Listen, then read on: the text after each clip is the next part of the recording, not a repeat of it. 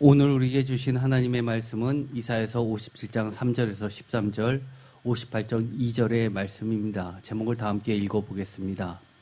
자기 만족과 열정으로 쌓아가는 거짓 신앙의 착각에 중범해서 성령의 빛으로 하나님이 기뻐하시는 참 신앙으로. 아멘.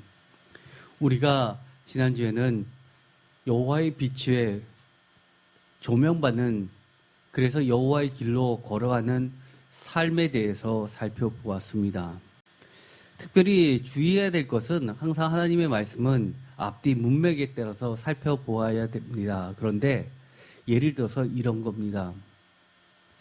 이사야서 57장 10절, 내가 길이 멀어서 피곤할지라도 헛되다 말하지 아니함은 내 힘이 살아났으므로 쇠약하여지지 아니함이라. 얼마나 이 말씀만을 볼 때는 은혜롭고 값진 말인지 모르겠습니다. 그런데 우리가 매우 조심해서 읽어야 될 것은 오늘의 이 말씀과 특별히 58장 2절의 말씀입니다. 다 같이 읽겠습니다. 그들이 날마다 나를 찾아 나의 길 알기를 즐거워함이 마치 공의를 행하여 그의 하나님의 규례를 저버리지 아니하는 나라 같아서 의로운 판단을 내게 구하며 하나님과 가까이 하기를 즐거워하는도다. 아멘. 얼마나 은혜가 넘칩니까? 그런데 이 두 구절, 이사야서 57장 10절과 58장 2절을 단 한 절만을 떼어놓고 읽을 때는 매우 신실하고 은혜로운 좋은 말 같으나 사실 이 말씀을 앞뒤 문맥에 맞게, 본문에 맞게 맥락에서 따져 읽어보면 이것은 자기 만족과 열정으로 쌓아가는 거짓 신앙의 착각으로 우상 숭배하고 있음을 하나님께서 질책하시는 말씀입니다. 그래서 우리가 말씀을 읽을 때는 사실은 한 단어만 보는 것이 아니라 앞뒤를 잘 읽어봐야 됩니다. 욥기에서 내 나중에 힘이 창대하리라 라는 그 말씀도 사실은 너무나 유명한 말씀이지만 욥의 대적자가 한 말이기 때문입니다. 이렇듯 우리가 단어 하나하나를 볼 때는 너무나 은혜스럽지만 그것이 풍자식으로 오히려 책망하는 데 쓰이는 말씀들이 꽤 나오게 됩니다. 오늘의 말씀이 바로 그렇습니다. 저희가 한 절 한 절씩 한번 살펴보았으면 좋겠습니다. 학자들은 이사야서 56장 9절에서부터 57장 13절까지를 하나의 단락으로, 큰 단락으로 보시는 분들이 계십니다. 그 내용을 보면 56장 9절에서 12절까지는 예루살렘의 지도자를 고발하고 57장 1, 2절은 의인에 대한 탄식, 3절, 5절은 악인들의 정체를 폭로하고 경고하고 6절에서 11절은 네 번째 단락으로 음행한 여인, 즉 예루살렘에 대한 고발이 나오고 12절에서 13절 A절은 상반절은 풍요로운 우상 숭배에 대한 풍자가 나오고 13절 B절 하반절은 여섯 번째로 의인에 대한 약속이 나와서 이것은 의인에 대한 탄식이라는 두 번째 부분과 여섯 번째 의인에 대한 약속이라는 부분이 대조를 이루면서 나머지를 강조하고 있는 겁니다. 그런데 이 다른 학자들은 이런 본문을 57장 1절에서 13절까지 자름으로 인해서 보다 그 뜻이 명확해지는 것을 볼 수가 있습니다. 예를 들어서 57장 1, 2절은 3인칭으로 되어 있어서 하나로 묶어서 의인의 죽음에 대한 무관심에 대해서 말씀을 하시고 B, 3절은 무녀의 자식들아 오라라는 메시지로 4절은 C에 누구를 희롱하느냐, 5절, 6절은 D로 6가지 행동들에 대해서, 그리고 7절과 8절은 E로 해서 맨 가운데 부분인 너는 나를 떠났다라는 선언으로 나오게 되고 8절 C절과 10절까지를 6가지 행동에 대해서 다시 한번 이야기하고 11절 A절과 B절은 C-로 해서 누구를 무서워하느냐, 11절 C절과 13절 A절은 B-로 우상이 너를 구원하도록 하다, 13절 B절은 A-로 의인이 땅을 차지한다라고 다시 3인칭으로 이야기하고 나머지 부분, 즉 3절에서부터 13절 A절까지는 전부 다 2인칭으로 이야기해서 인칭의 변화로 이 형식을 나누시는 분들이 계십니다. 그래서 A, B, C, D, E, D-C, B-A로 해서 이 57장 1절에서 13절까지는 전체적으로는 너는 나를 떠났다라는 야훼의 질책으로 이 전체를 이야기하고 있습니다. 그래서 제가 전에부터 늘 얘기하던 것이 하나님의 뜻을 명확하게 하기 위해서 많은 주석가들이 노력하는데 공통점은 그렇습니다. 이 절마다의 내용에 따라서 나누는 것보다 내용보다는 형식이 앞서게 돼서 1, 2절은 3인칭, 그리고 13절 B절도 3인칭, 나머지는 2인칭에서 이렇게 구조를 크게 나누는 것이 내용보다 형식이 앞선 올바른 구조 나눔이고, 그 가운데서 가장 중심에 있는 것처럼 너는 나를 떠났다라는 이 핵심적인 선언이 이 전체의 중심 내용이 됩니다. 그래서 이거를 보다 자세히 보면 57장 1절의 A는 3인칭 중에서도 단수입니다. 그 의인, 그 정관사 글을 붙여서 의인해서 누구나 다 알만한, 그 당시에 이사야서가 이 57장을 쓸 때에는 누구나가 다 알만한 아주 의로운 사람, 그 사람에 대해서 이야기를 합니다. 그리고 57장 1절의 B절은 3인칭 복수로 바뀌게 됩니다. 이것은 그 의인이 아니라 그 의인과 함께 둘러싸고 있는 신앙심 깊은 사람들 복수를 이야기합니다. 그리고 다시 A-인 57장 2절의 A는 3인칭 단수로 그 의인에 대해서 이야기하고, 다시 57장 2절 하반절 B절은 B-로 3인칭 복수로 해서 신앙심 깊은 사람들에 대해서 서술하고 있습니다. 그리고 3절부터 13절 A절까지는 모두 다 2인칭으로서 야훼 하나님이 의인인 척하지만 음행한 예루살렘의 배교자들과 탐욕의 악인들을 신문하시는 내용들로 가득 차 있습니다. 그리고 마지막으로 57장 13절 B절은 다시 3인칭 단수로서 그 의인에 대해서 나오게 됩니다.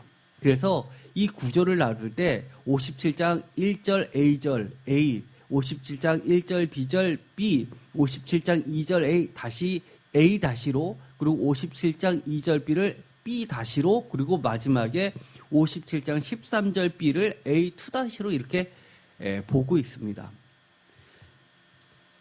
우리가 본문을 보면 우리들의 성경책은 그것이 명확하지 않습니다. 1절을 읽어보도록 하겠습니다.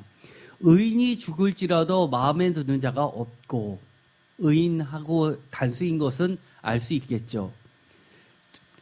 진실한 이들이 거두어감을 당할지라도 깨닫는 자가 없도다. 이거는 3인칭 이들 했으니까 복수인 것은 알 수 있습니다. 그런데 의인들은 악한 자들 앞에서 불리어 가도다. 이거는 다시 한번 여기서는 복수처럼 나오지만 사실 이거는 원문에는 3인칭 단수로 나옵니다. 이것이 그들은 평안에 들어갔나니 2절 B절 바른 길로 가는 자들은 그들의 침상에서 편히 쉬리라. 3인칭 복수. 그리고 그 마지막으로 A, B, A-B- 형식을 갖추는데, 이 2절 B절은 바른 길로 가는 자들은 그들의 침상에서 편히 쉬리라 되어 있는 신앙심 깊은 사람들에 대해서 이야기합니다. 그런데 2절의 A절은 그들은 평안에 들어갔으나 라고 되어 있는데, 표준 세번역을 읽어보겠습니다. 다 같이 읽겠습니다. 표준 세번역은 2절의 A절을 읽겠습니다. 그는 평화로운 곳으로 들어가는 것이다. 여기서 보면 표준 세번역은 분명하게 그라고 단수로 번역을 하고 있죠. 그러나 개역 개정은 그들이라고 복수로 번역하고 있습니다. 그래서 사실은 번역이 매끄럽진 않습니다. 보다 히브리어 원문을 보면 아까 제가 말씀드렸던 이 표가 가장 정확해서 이거대로 보시는 게 오히려 그 뜻을 명확하게 할 수 있습니다. 그 다음에 57장 13절을 보면, B절을 보면, 나를 의뢰하는 자는 땅을 차지하겠고, 나의 거룩한 산을 기업으로 얻으리라 라고, 나를 의뢰하는 자라고 해서 3인칭 단수로 되어 있습니다. 그래서 표준세문형은 이것을 나에게로 피하여 오는 사람은 땅을 차지하여 거기에 살고 나의 거룩한 성전에서 나를 예배할 것이다 라고 해서 번역을 이렇게 해놨지만 사실 원문을 보면 분사 형태로 해서 이것은 대명사로 되어 있습니다. 그래서 이것도 그 사람 의인을 나타내게 됩니다.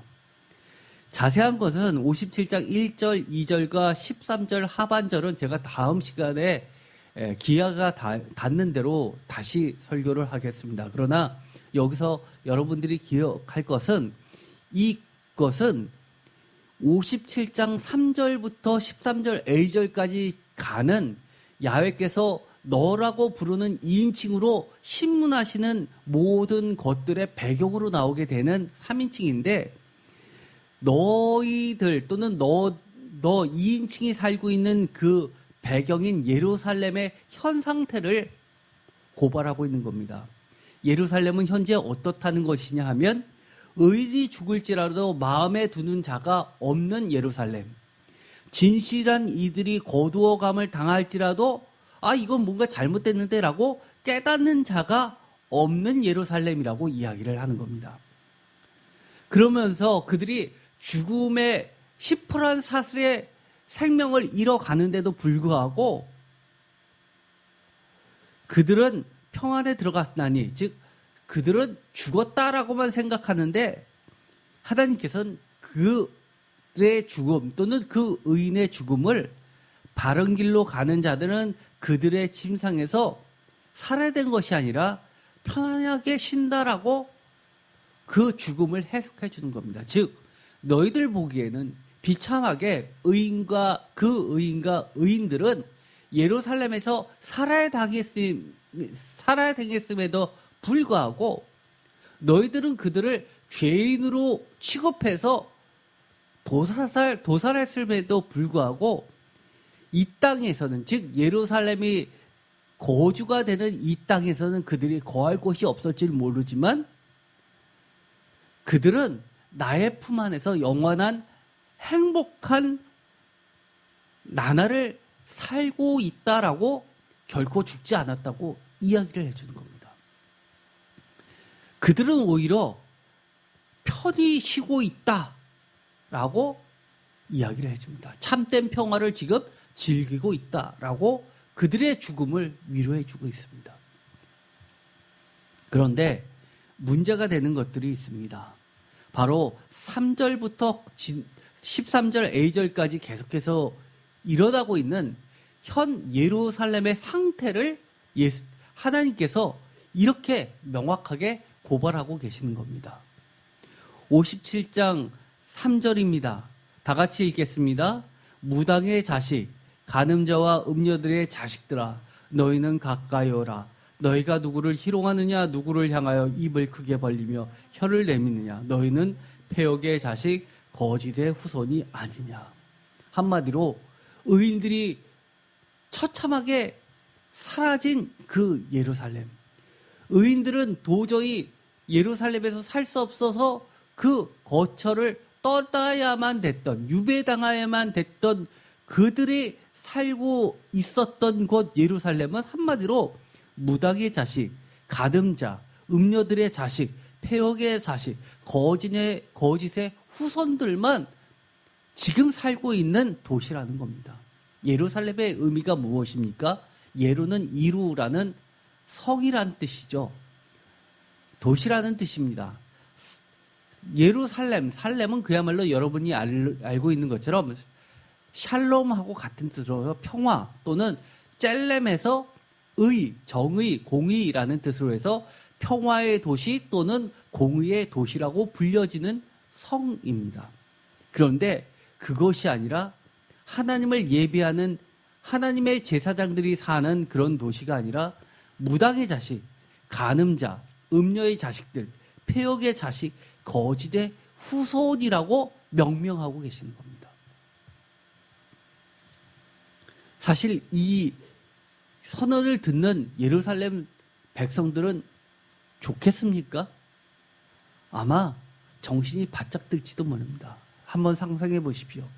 우리가 그토록 바라고 있는데 하나님께서 이 예배 시간에 강단에 나타나셨다고 상상해 보십시오. 여러분들은 뭘 기대하시겠습니까? 그런데 하나님께서 나타나셔서 제일 처음 여는 말씀이 이 폐역의 자식들아, 무당의 자식, 간음자, 음녀의 자식들아, 거짓의 후손들아 라고 명명하신다면 여러분은 어떠시겠습니까? 이것은 뒤로 자빠질 일이 아니라 고개를 숙이고 죽음을 임박한 심판을 당할 최후의 시간이 되는 것 아닙니까? 그런데 하나님은 그들을 이렇게 부르면서 5절과 6절에서 그들의 온갖 음행에 대해서 구구절절히 6가지로 이야기합니다. 5절 다 같이 읽겠습니다. 너희가 상수리 나무 사이 모든 푸른 나무 아래서 음욕을 피우며 골짜기 가운데 바위 틈에서 자녀를 도살하는도다. 골짜기 가운데 매끄러운 돌들 중에 내 몫이 있으니 그것들이 곧 내가 제비 뽑아 얻은 것이라. 또한 내가 전제와 예물을 그것들에 드리니 내가 어찌 위로를 받겠느냐. 한마디로 음행했던 배역한 불신앙의 그들에 대해서 구체적으로 이야기를 하시는 겁니다. 여기서 특별히 골짜기 가운데서 바위 틈에서 자녀를 도살했다라는 것은 몰락 제사를 이야기하죠. 몰렉 또는 몰락이라고 부르는 아이를 산채로 제사를 드려서 불태워 죽이는 그런 가나안 이방 제의를 이야기합니다. 그런데 이사야 시대에도 이것이 만연했음을 보게 됩니다. 이 5절에서 가장 대표적인 말씀은 바로 모든입니다. 한 명도 빠짐없이.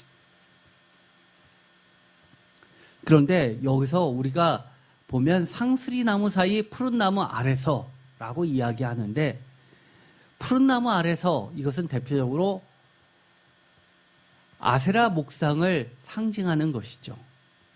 상수리 나무, 이것은 무엇일까요? 사실은요, 이것은 이사야서 57장 5절의 상수리 나무는 원어로 하면 엘림입니다. 뒤에 임은 복수를 나타냅니다. 복수입니다. 우리가 엘림하면 제일 먼저 떠오르는 게 뭡니까? 지명이 생각나지 않습니까? 출애굽해서 광야길에서 그들이 지쳐서 목말라서 죽게 됐다고 할 때 하나님께서 그들을 인도하셔서 쉬게 하셨던 곳이 바로 엘림입니다. 출애굽기 15장 27절, 엘림은 우리나라 말로 번역하면 상수리 나무입니다. 그런데 그것을 지명으로 바꾸다 보면 엘림이라고 그냥 우리 개역개정 성경에서는 그것을 음역을 해서 표현해서 우리가 좀 혼돈할 수는 있겠지만 그 뜻은 상수리 나무입니다. 출애굽기 15장 27절 다 같이 읽겠습니다. 그들이 엘림에 이르니 거기에 물샘 12가 종려나무 70그루가 있는지라. 거기서 그들이 그물 곁에 장막을 치니라. 이스라엘 자손의 온 회중이 엘림에서 떠나 엘림의 시내산 사이에 있는 신광야에 이르니 애굽에서 나온 후 둘째 달 15일이라. 16장 1절의 말씀이죠. 여기서 상당한 기간을 머물게 됩니다. 그래서 그들이 다시 힘을 얻고 그 다음 길을 떠날 수 있게 됩니다. 그런데 이 엘림은 물샘 12가 종려나무 70그루, 딱 봐더라도 완전수를 이야기하죠. 12, 12지파를 상징하죠. 70, 70인역, 70인 장로, 정말 완벽한 숫자입니다. 하나님의 숫자들입니다. 7 곱하기 10이 되기도 하죠. 그 엘림, 상수리 나무가 가득했던 그 지역은 쉽게 말해서 광야의 오아시스입니다. 즉 가나안 축복의 상징으로 가나안 종교와 풍습으로 가득 찬 우상 숭배를 주로 이야기하는 데 사용된 이 상수리 나무는 히브리어는 엘림으로서 지명의 엘림과 구분되는, 그럼에도 불구하고 공통적인 것은 출애굽 광야길에서 인도된 오아시스와 축복의 장소라는 겁니다. 그렇기 때문에 우리가 요즘에도 보면 어떤 믿는 크리스찬들이 가게를 내면, 또는 예를 들어서 카페라든지 아니면 어떤 여관이라든지 호텔 같은 걸 내면 거기다 이렇게 쓰는 경우가 많이 있습니다. 엘림, 쉬는 곳으로, 회복되는 곳으로 얼마나 성경에서는 좋게 해석합니까? 그런데 이것을 상수리 나무로 번역하면서 가나안 지방에서 가나안 종교하고 섞여져서 주로 그 광야 같은 곳에 푸르름을 보면서, 오아시스의 물이 가득함을 보면서 축복의 신을 경배하는 우상 숭배로 주로 이야기하는 데 쓰였던 겁니다. 그래서 이 5절에 보면, 이사야서 57장 5절에 보면 너희가 상수리 나무 사이 모든 푸른 나무 아래서 무엇을 했다고 합니까? 음욕을 피우며 라고 이야기합니다. 그런데 그들은 아마 이렇게 항변할 겁니다. 우리 우상 숭배한 거 아니에요. 우리는 옛날에 모세 때부터 내려오던 전통을 발전시켜서 광야 전통에서 지금 가나안으로 이렇게 정착을 했기 때문에 요즘 세대에 맞춰서 그것을 하나님의 축복과 어떤 예배로 발전시킨 겁니다라고 주장할 겁니다. 대놓고 나는 하나님을 믿지 않아요. 예루살렘에 사는 사람들이 그랬을까요? 그들은 하나님을 섬긴다 하면서도 하나님이 싫어하시는 그 마음 가운데서는 하나님의 말씀보다는 나한테 뭔가 득이 되고 이득이 되고 그리고 유리하고 그 다음에 풍요를 가져다 줄 수 있는 것만 모아서 어떤 새로운 통용되는 예배의 형태를 창출했을 것으로 보이는 겁니다.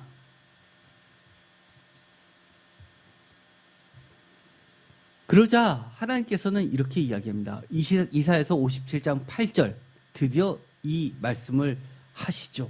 너는 나를 떠났다. 이것이 가장 이 단락에서 3절부터 13절 A절까지 중심 내용 아닙니까? 57장 7절 내가 높고 높은 산 위에 내 침상을 베풀었고 내가 또 거기에 올라가서 제사를 드렸으며 내가 또 내 기념표를 문과 문설주 뒤에 두었으며 내가 나를 떠나 벗고 올라가서 내 침상을 넓히고 그들과 언약하며 또 내가 그들의 침상을 사랑하며 그 벌거벗은 것을 보았으며 제가 보라색으로 칠했던 말들이 사실 다 반복됩니다. 내 침상, 제사, 8절에 내 침상, 그들의 침상, 벌거벗은 것. 이것은 무엇을 이야기할까요? 침상이 사실 원어로 보면요, 그냥 평평한 겁니다. 즉, 이것은 평평해서 바위처럼, 넓은 바위처럼 평평해서 식탁으로 쓰일 정도로 넓어서 그것에 어떤 재물을 얹어놓고 제사 드리기에 안성맞춤인 곳입니다. 그런데 그곳에서 내가 나를 떠나서 하나님을 사랑하는 것이 아니라 가나안 신 바알과 아세라를 사랑하면서 그들에게 제사를 드리는 것을 음행이요 벌거벗었다고 이야기하고 그들이 드리는 그 제사대를 향하여 침상이라고 이야기를 하는 겁니다. 한마디로 자연석의 제사상을 말하는 거죠. 커다란 바위들, 넓적한 바위들. 지금도 고고학을 보면 아주 넓적하고 큰 평평한 바위들이 제사터로 사용됐던 것을 고고학에서 많이 발견하게 됩니다. 57장 9절 드디어 구체적으로 언급을 합니다. 다 같이 읽겠습니다. 내가 기름을 가지고 몰렉에게 나아가 향품을 더하였으며 내가 또 사신을 먼 곳에 보내고 스오레까지 내려가게 하였으며 내가 길이 멀어서 피곤할지라도 헛되다 말하지 아니하면 내 힘이 살아났으므로 새역해지지 아니함이라. 내가 누구를 두려워하며 누구로 말미암아 놀랍기에 거짓을 말하며 나를 생각하지 아니하며 이를 마음에 두지 아니하였느냐. 내가 나를 경외하지 아니하면 내가 오랫동안 잠잠했기 때문이 아니냐. 사실 이걸 개역개정으로 읽어보면 좀 헷갈립니다. 그런데 표준세번역으로 읽으면 그 오해가 살만한 것을 좀 바꿔 번역해놨습니다. 내가 기름을 가지고 몰렉에게 나가 향품을 더하였다라고 하는 것은 너는 또 몰렉에게 가려고 몸에 기름을 바르고 향수를 듬뿍 뿌렸다. 섬긴 실들을 찾느라고 먼 나라의 사신들을 보내고 소레까지 사절을 내려보냈다. 사실은 여기서요, 기름을 가지고 몰렉에게 나아가 향품을 더하였으며 라는 것은 우리가 이해하기로는 예루살렘의 야훼 제사도 보면 향품이 쓰이게 됩니다. 그것은 그 제단에다 드려지는 것이죠. 그런데 이 이방 제사들은 이렇게 특별하게 몰렉 제사에서는 이렇게 드렸다는 겁니다. 너는 또 몰렉에게 가려고 몸에 기름을 바르고 향수를 듬뿍 뿌렸다. 제단에다가 향료를 뿌리는 것이 아니라 몸에 향료를 바르고 그리고 몰렉에게 나아갔다는 제사 방식을 소개하고 있습니다. 그래서 이것은요, 예수님 시대에는 쿰란 공통제들이 남겼던 이 문서들을 보면 그들의 규칙들이 나오는데요, 이런 말이 나오게 됩니다. 몸에 기름을 바르지 말라라는 말이 나오게 됩니다. 우리가 명확하게 그때의 모습들을 상정할 수는 없지만 여러 가지 해석을 합니다. 예를 들어서 더운 지방이었기 때문에 몸에 기름을 바르면 일단 먼지가 잘 붙고 또 씻기가 물이 부족해서 씻기가 어려우니까 나중에 질병에 노출될 가능성이 많아져서 공동체 생활을 하는 쿰란 공동체에서는 그것을 금지시켰다라는 하나의 학설이 있고요. 또 한 가지는 몸에 기름을 바르는 행위가 이방 제사를 드리는 제사장들의 관습이었다라고 주장하는 학자도 있습니다. 여기서 보면 구절의 말씀은 그것을 생각나게 많은 뒷받침하는 구절이기도 합니다. 몸에 기름을 바르고 향수를 듬뿍 뿌리면서 몰렉에게 나아가는 제사 형태를 보여주고 있죠. 그래서 이게 직접적으로 연관성이 있는지 없는지는 학자들 간에 논란이 되지만 이 마리아가 아주 값비싼 향유를 예수님의 머리부터 발끝까지 깨서 바르는 사건이 나오죠. 예수님의 그 십자가 사건 일주일 전에 벌어진 이야기입니다. 그것을 보고 주변에 있었던 바리새인들이 굉장히 화를 냅니다. 그러면서 이 비싼 향유를 가지고 가난한 사람을 도와주지라고 화를 내지만 다른 학자들은 이렇게 보는 겁니다. 몸에 기름을 바르는 그 행위 자체는 어떤 이방인들의 제사 형태를 그대로 갖고 와서 몸에 향품을 뿌리는 식의 어떤 바리새인들이 보기엔 매우 불결한 그리고 불의한 모습을 보였다라고 주장하는 학자도 있습니다. 어쨌든 간에 여기서는 그들의 구체적인 제사 방식에 대해서 질책을 하십니다. 그리고 10절이죠. 오늘의 본문 말씀이었습니다. 가장 오해하기 쉬운 이 한 절만 보면 오해하기 쉽죠. 내가 길이 멀어서 피곤할지라도 다 같이 있겠습니다. 헛되다 말하지 아니하면 내 힘이 살아났으므로 새역해지지 아니함이라.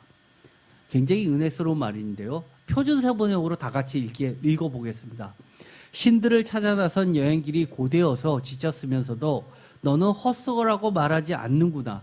오히려 너는 우상들이 너에게 새 힘을 주어서 지치지 않았다고 생각하는구나. 어떠십니까? 충격적이지 않습니까? 내가 길이 멀어서 피곤할지라도 이사야서 40장에 나오는 어떤 새 힘을 주셔서 독수리가 날개치들이 올라가고 소년이 달려가고 이런 모습처럼 보여지는 것 같지만 이것은 그들이 말하는 것을 여호와께서 비꼬시는 말입니다. 그들이 이렇게 몰렉에게 제사를 드리러 먼 곳까지 가면서도 그들은 이렇게 이야기합니다. 그들이 믿는 신이 예를 들어서 몰락신이라든지 이런 시인들이 또는 바알과 아세라가 새 힘을 줘서 나는 지치지 않고 이 여할 길이 전혀 고되지 않는다라고 이야기를 한다는 겁니다. 그래서 이 표준세번역에서는 이 10절의 말씀에 오히려 너는 우상들이라는 주어를 명확하게 집어넣어서 이것을 해석하고 있습니다. 마치 이것을 잘못 읽으면 10절을 개역개정만 봤을 때는 마치 하나님이 새 힘을 주셔서 시당시 기쁜 사람들이 이렇게 이야기하는 것 같지만 이것은 패역한 예루살렘 사람들이 이교도들의 풍습을 따라가면서 이런 말을 한다는 겁니다. 그러면서 11절에 이렇게 이야기하죠.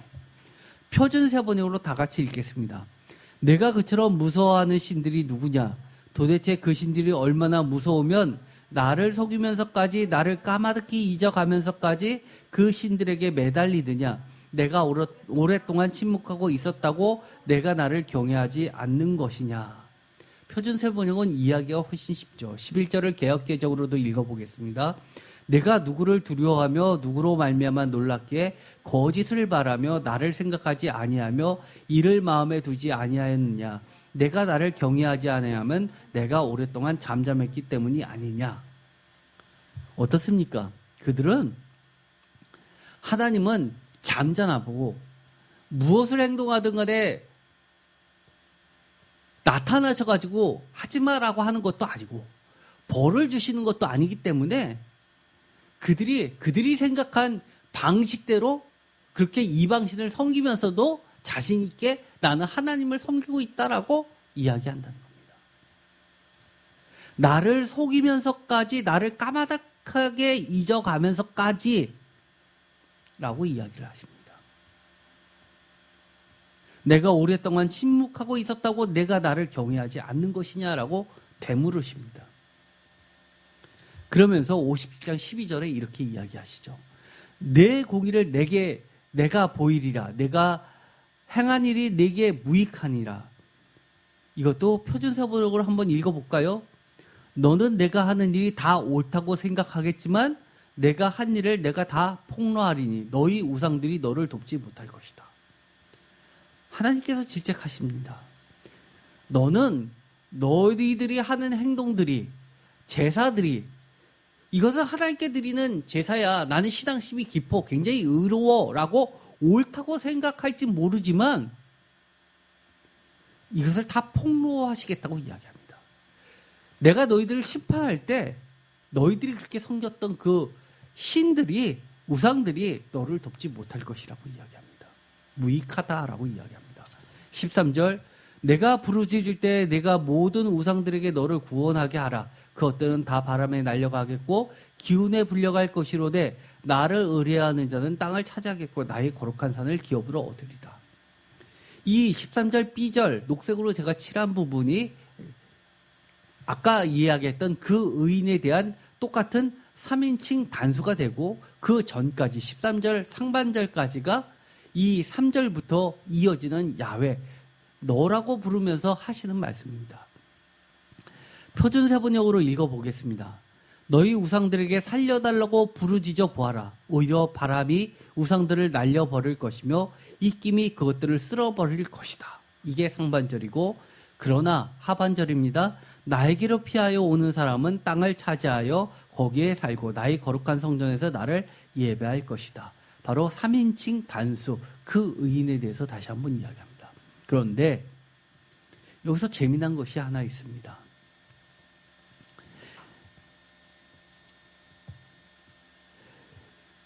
57장 10절에 보면 제가 보라색으로 칠한 부분이 있죠. 헛되다라고 이야기했고요. 표준세번역을 이걸 헛수고라고 번역했습니다. 그리고 57장 12절에 무익하다. 표준세번역은 이것은 너를 돕지 못할 것이다 라고 번역했습니다. 13절에는 다 바람에 날려가겠고 이 말은 13절 A절의 맨 끝에 기운에 불려갈 것이로다 라는 말하고 사실은 의미적으로는 같은 말입니다. 같은 말이 4번 반복된 거나 마찬가지입니다. 표준세번역은 기운에 불려갈 것이로 없다를 입김이 그것들을 쓸어버릴 것이다 라고 이야기합니다. 그런데 재미난 것은 그 기운 또는 입김이라고 번역된 것, 기운에 불려갈 것이로되 라는 이 히브리어는 헤벨을 쓰고 있습니다. 헤벨, 여러분들이 잘 아시죠? 헤벨, 이것은 숨결이나 기운이나 헛되다 또는 텅 비어있다, 어이없다라는 뜻입니다. 이것은 가장 대표적인 것이 전도서입니다. 전도서에서 뭐라고 얘기하냐면 헛되고 헛되니 모든 것이 다 헛되다라고 할 때 이 헛되다가 헤벨입니다. 전도서는 한마디로 이야기해서 헛되다가 굉장히 많이 나오는데 이것을 통해서 세상은 다 허무하다라는 허무주의를 이야기하는 것이라고 말씀을 드렸나요? 제가 전에 전도서를 이야기하면서 말씀을 드렸습니다. 전도서의 핵심은 맨 끝에 나와 있다고 그러죠. 모든 것은 헛되지만 내 젊을 때에 모든 것을 주관하시는 하나님을 기억하고 여호와 하나님을 신뢰하라는 겁니다. 경외하라는 겁니다. 공경하라는 거, 잘 섬기라는 겁니다. 그리고 너의 그 헛된 세상의 때에 시간을 낭비하지 말고 하나님을 생각하라라는 겁니다. 그런데 이 헤벨이 이사야서 57장 10절에 헛되고 12절에 무익하니 13절에 바람에 날려가겠고와 짝을 이루는데 여기서 13절에 바람에 날려가겠고 할 때 이 바람은 루아흐입니다. 그런데 이 기운에 불려갈 것이다. 이 기운은 헤벨입니다. 우리가 좀 기억할 것들이 있습니다. 창세기 4장에 보면 아벨 이야기, 가인과 아벨 이야기가 나오죠. 사실 아벨도요, 이 이름이 헤벨에서부터 유래했다고 봅니다. 쉽게 말해서 헤벨은 숨결, 기운, 헛되다, 텅 비어있다, 어이없음이란 뜻인데 이 아벨은 어땠습니까? 어이없이 살해당한 첫 번째 선지자로 기록되는 겁니다. 예수님께서 선지자의 피를 이야기할 때 아벨의 피에서부터 사가랴의 피까지라고 이야기합니다. 왜 사가랴의 피까지라고 하냐면 예수님이 그 당시에 읽었던 구약 성경책의 70인역 구조를 보면 70인역에서 맨 마지막은 우리가 알고 있는 말라기가 아니라 구약 성경에 이 역대기 상하가 맨 마지막입니다. 그래서 역대기의 구약 성경 맨 끝에 그 살해당한 선지자가 바로 사가랴입니다. 사가랴 같은 자음을 가지고 있죠.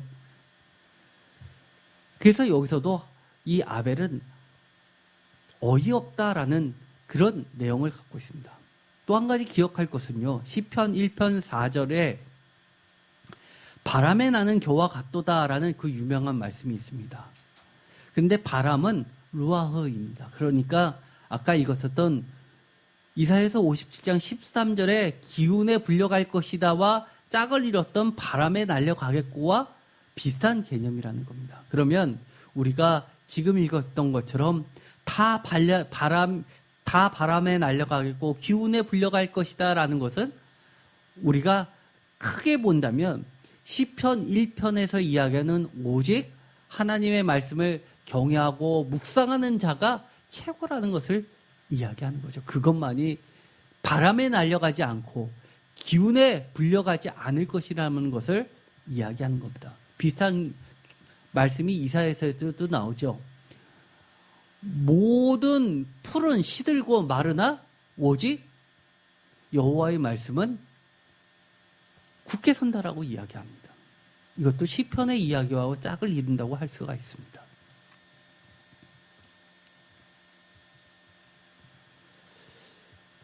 그러면 우리가 좀 기억해 봐야 될 것이 있습니다.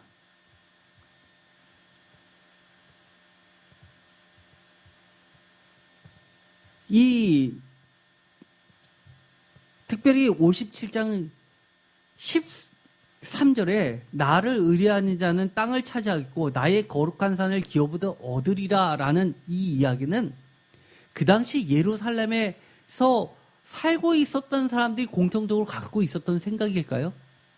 그렇지 않습니다.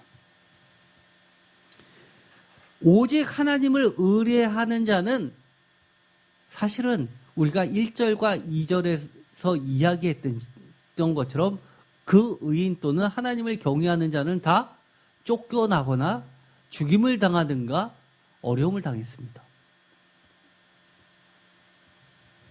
그러면서 그 의인들을 다 쫓아내면서 했던 것들, 그들의 행위를 하나님이 12절에 뭐라고 고발하고 계시냐면, 드러내고 계시냐면 12절의 말씀을 표준세 번역으로 읽어보겠습니다. 다 같이 읽겠습니다. 너는 내가 하는 일이 다 옳다고 생각하겠지만. 이것이 오늘 설교의 제목을 이루고 있습니다. 착각이라는 말로 제가 제목을 바꿨습니다. 사실은요, 우리가 신앙생활을 굉장히 이렇게 하는 것이 옳다. 나는 신앙생활을 굉장히 신실하게 하고 있다라고 내 공의를 보여주려고 사는 사람들이 꽤 있습니다. 그런데 안타깝게도 하나님이 만약에 너는 내가 하는 일이 다 옳다라고 생각하겠지만 넌 그렇지 않아. 너는 지금 배교고 우상숭배고 폐역이고 라고 하신다면 어떡하겠습니까? 이것이 바로 오늘 말씀을 읽는 그리고 이 예배에 참여하신 모든 분들의 사실 저를 포함해서 저도 그렇지만 숙제입니다. 우리가 내가 생각하고 옳다고 해왔던 모든 것을 한번 뒤돌아봐야 됩니다. 내가 드렸던 예배의 형태, 마음의 자세, 그리고 예배가 끝나고 삶에서 하나님의 뜻을 이루어가기 위해서 했던 모든 것들, 내가 어려움을 겪을 때 기도하면서 결정했던 모든 과정들, 심지어 예배 시간에 찬양을 드렸던 모든 행위들, 기도들, 우리 다 돌아봐야만 합니다.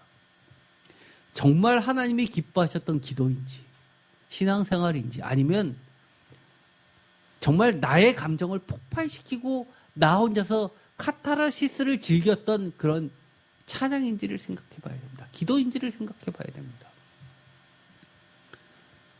우리가 기도합시다라고 하면 통성기도하면서 주여 주여 주여 삼창을 하면서 다 같이 기도를 하죠. 그런데 그 기도 내용이 소리를 질러서 하든 그렇지 않든 사실 저는 그거 자체가 중요하다고 보지 않습니다.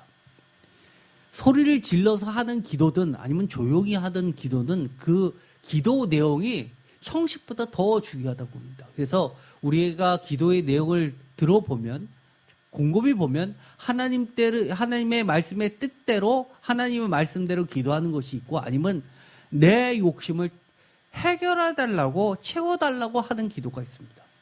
찬양도 마찬가지입니다. 어떨 때는요, 이게 정말 찬양인지 아니면 무슨 콘서트인지를 구분하기 어렵게 만듭니다. 찬양이 뭡니까? 시편 145편에 찬양이 무엇인지 계속해서 이야기하죠. 그 찬양이 그것이 찬양입니다. 내가 기분에 넘쳐가지고 눈물을 흘렸다고 그거 찬양입니까? 그거 아닙니다. 심지어 내가 하는 일, 내가 옳다고 하는 신앙생활을 굉장히 잘한다고 생각하는 거. 예를 들어서 예배 시간 빠지지 않고요. 심지어 새벽 예배 열심히 드리고 매일매일 큐티하고 말씀 본다고 하면서도 정말 중요한 일을 할 때는 내 결정이 꼭 하나님의 결정인 것처럼 기도했으니까 하나님이 이것대로 해주실 거야 하면서 내 뜻대로 밀고 나가는 것이 있습니다. 가만 생각해 보면 무조건 하면 된다라는 긍정 마인드와 하나님의 생각하고 일치하지 않는데도 불구하고 긍정 마인드로 달려가는 경우가 많이 있습니다. 그러나 그거는 다 우상 숭배라고 이야기합니다. 하나님은 이렇게 이야기하시죠. 너는 내가 하는 일이 다 옳다고 생각하겠지만 이 이야기는 뭡니까? 이사야서 55장 8절과 9절에 하나님이 명확하게 이야기하신 것이 있습니다. 다 같이 읽겠습니다. 이는 내 생각이 너희의 생각과 다르며 내 길은 너희의 길과 다름이니라. 여호와의 말씀입니다. 이는 하늘이 땅보다 높음 같이 내 길을 너희의 길보다 높으며 내 생각은 너희 생각보다 높음입니다. 대표적인 게 뭘까요? 모든 기독교인이 다른 것. 하나님의 생각과 사람들의 생각이 달랐던 가장 대표적인 것 무엇일까요? 그게 무엇일까요? 하나 꼽으라면, 딱 하나 꼽으면 뭘까요? 여기서 대답을 못하면 안 되죠. 다 아실 겁니다. 예수님의 십자가 사건입니다. 신앙심이 깊다고 생각했던 대부분의 유대인들은 뭐라고 생각했냐면 하나님의 저주를 받아서 나무에 매달렸다고 생각했습니다. 이사야서 이야기하죠. 그는 마땅히 죽음을 당해야 된다고 생각했던 겁니다. 그러나 그의 모습, 풍채는 사람들이 생각하는 모습하고 전혀 달랐습니다.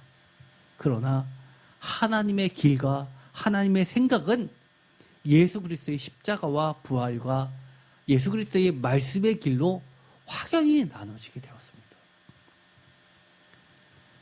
우리 삶 가운데서도 이처럼 하나님의 생각과 우리의 생각, 하나님의 길과 우리의 길이 다른 것은 수도 없이 많을 겁니다. 지금은 시간이 많이 지났기 때문에 이것을 다 일일이 열거하지 않고 오늘은 숙제만을 드리겠습니다. 여러분께서 한 주간 이것을 깊이 한번 묵상해 보십시오. 너는 내가 하는 일이 다 옳다고 생각했던 것들이 하나님으로부터 질책받을 만한 것들이 무엇이 있을까? 첫 번째 질문입니다. 자기 만족과 열정으로 쌓아가는 거짓 신앙의 착각의 중범의 예는 나에게 있어서 무엇이었을까라고 생각해 보시기 바랍니다. 두 번째는 자기 만족과 열정으로 쌓아가는 거짓 신앙의 착각의 중범에서 성령의 비스트로 하나님이 기뻐하시는 참 신앙으로 바뀌어간다는 건 무엇일까 한번 생각해 보십시오. 제가 질문이 너무 어려울까 봐 약간의 힌트를 넣습니다. 하나님의 생각과 내 생각이 가장 큰 차이가 나는 것들은요, 대표적인 게 일단 자기 만족과 열정이 들어갔으면 우리는 이것이 굉장히 신앙심이 깊다고 생각합니다. 그러나 그렇지 않습니다. 내가 최선을 하고 나는 만족해라고 하는데 그것이 하나님의 보시기에는 내가 하는 일이 다 옳다고 생각하느냐라고 하시는 것들이 많이 있습니다. 대표적인 것들이 있죠. 우리가 주변에서 보면요. 내가 기도 충분히 했어. 나 말씀 충분히 읽었어. 그러면서도 내 생각대로 기도하고 내 생각대로 말씀을 해석하시는 분들 굉장히 많이 있습니다. 정말 중요한 문제는요. 말씀이 좀 이렇게 될 수도 있고 저렇게 될 수도 있고 그러면 옆에 사람한테 물어보시지 말고요. 나랑 친한 사람한테 물어보지 마시고요. 기본적으로 최소한 목사님한테 물어보세요. 그러면 오늘의 본문의 말씀처럼 대표적으로 한 구절만 딱 띄워놓고 보면 너무너무나 은혜가 되는데 어떻습니까? 전후 좌우 다 보면 오히려 하나님께서 책망하실 때, 비판하실 때 하셨던 말씀 아닙니까? 이렇게 다른 겁니다. 대표적으로 58장 2절에도 그런 말씀이 있습니다. 그들이 날마다 나를 찾아 나의 길을 알기를 즐거워함이 마치 공의를 행하며 그의 하나님의 규례를 저버리지 아니하는 나라 같아서 의로운 판단을 내게 구하며 하나님과 가까이 하기를 즐거워하도다. 너무 좋죠. 그러나 그 앞뒤 말씀이 뭡니까? 1절에 그들의 죄를 알리라라고 하면서 하나님께서 이렇게 비꼬시는 겁니다. 너희들은 이렇게 이야기하지만 4절 보라 라고 이야기하면서 5절 이것이 내가 기뻐하는 금식이 어찌 되겠느냐라고 질책하시는 겁니다. 사실은요, 이 구절들을 하나하나 보면 맞는 말입니다. 날마다 하나님을 찾아와서 하나님 길 알기를 즐거워하는 것, 이것은 늘 우리가 교회에서 들었던 거고 성경에 늘 그렇게 하라고 되어 있는 겁니다. 그런 사람은 부족해도 하나님이 공의를 행한다고 인정해 주십니다. 그의 하나님의 규례를 저버리지 아니하는 나라 같아서 의로운 판단을 하나님께 구하며 하나님과 가까이 하기를 즐거워하는 백성들은 하나님이 이 사람들은 의의 백성들이라고 불러주십니다. 그렇죠? 그런데 문제는 뭡니까? 그들은 실제로도 그렇게 하지 않으면서 진정으로 하나님 알기를 즐거워하지도 않고 진정으로 하나님을 찾아가 하나님과 가까이 하지도 않으면서 내가 하는 열심을 가지고 그리고 내가 이 정도면 됐어라고 만족을 하면서 나는 그렇게 했다고 주장을 하는 겁니다.